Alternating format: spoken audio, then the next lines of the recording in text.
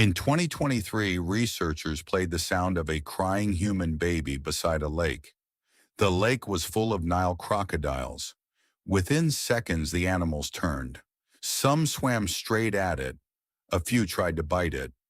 Nile crocodiles were everywhere in the Africa where our species was born, which means the sound your baby makes has always been a signal, not only to you.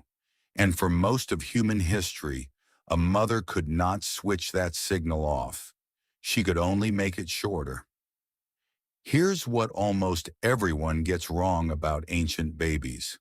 We picture silent infants, trained not to make noise, tribes with some lost secret for keeping children quiet. That is not what the evidence shows. Anthropologists have spent 50 years measuring this, second by second. And what they found was stranger than silence. Ancient mothers were not running a system to prevent crying.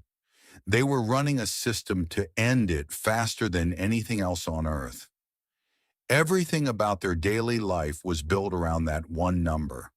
In the Kalahari Desert, researchers followed 46 infants of the Kungsan, a hunter-gatherer people living closer to the ancient pattern than almost anyone. Babies carried constantly, upright, skin against skin, all day, fed the instant they stirred. Then the team compared them to babies in the Netherlands and America. They expected the desert babies to be quiet. They were not. The Kung infants cried just as often, the same number of episodes. Even the famous crying peak in the first 3 months still arrived, right on schedule, in a completely different world. Only one thing was different: duration. Each cry was cut short. Total crying time was roughly half, which tells us something uncomfortable. The crying peak is not a modern problem, it's a human one. You cannot parent it away, nobody ever has. So how did they close a cry in seconds? Part of the answer is a reflex most people have never heard of. In 2013, a Japanese lab measured babies' heart rates while mothers held them. When the mother sat and held the baby, not much happened. When the mother stood up and walked, the baby changed instantly. Movement stopped. Crying stopped. Heart rate dropped within seconds. The same team tested mouse pups, identical response. Silence, stillness, slower heart. It's called the transport response. It's the reason a kitten goes limp when its mother lifts it by the scruff. Cats have it. Rats have it. Lions have it. You had it. It isn't comfort. It's a circuit. The baby's body reads the motion and shuts down its own alarm. But read the condition again, because it's brutal. Walking worked. Sitting did not, which means the moment an ancient mother stopped to rest, to eat, to scrape a hide, to sleep, the switch turned off. A woman cannot walk forever. So the second half of the answer was never about the mother at all. When researchers recorded who actually responded to a crying Kung baby, the mother was almost never alone. Others reached the child with her, or instead of her. In the Congo forests among the Aka, this goes further than most people believe. AKA fathers spend nearly half their time within arm's reach of their infants. More physical contact than fathers in any society ever measured. And when the mother is gone and the baby will not stop, the father offers his own nipple for the child to suck. Not for milk, for the reflex, for silence. This is the part people miss.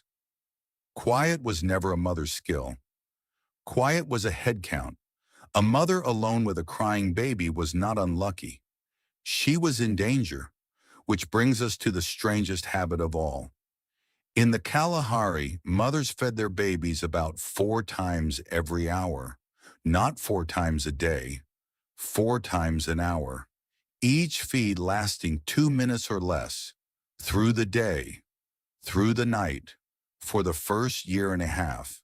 Across 80 weeks of observation, fewer than a quarter of 15-minute windows contain no feeding at all. And here's the point. They weren't waiting for hunger. They fed before the baby was hungry. A hungry cry was treated as a failure that had already happened. In the modern world, a cry is a signal to feed. In the ancient world, a cry meant the signal had been missed.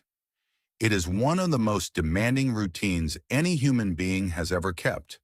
A feed every 13 minutes, awake or asleep, for over a year. And it did something to the mother's body that nobody planned. Something that may have mattered more than the silence itself. Constant suckling at short intervals keeps a hormone called prolactin high. High prolactin suppresses ovulation. The mother, quite simply, could not conceive again. The numbers are stark. Kung women average fewer than 5 children across their entire lives. The Hutterites of North America, who fed on a schedule and weaned at 1 year, averaged more than 10. Same species, same bodies, twice the children. The only difference was the rhythm of feeding. So the routine that kept the baby quiet also kept the mother from conceiving. And that is the real answer to why she couldn't afford a crying baby. Because the danger was never one screaming infant. It was two, a newborn and a toddler, both needing to be carried. In a group that moves on foot, that is a situation with no solution. That is the one that kills you. Keeping the baby quiet and spacing the next birth were never two strategies. They were one.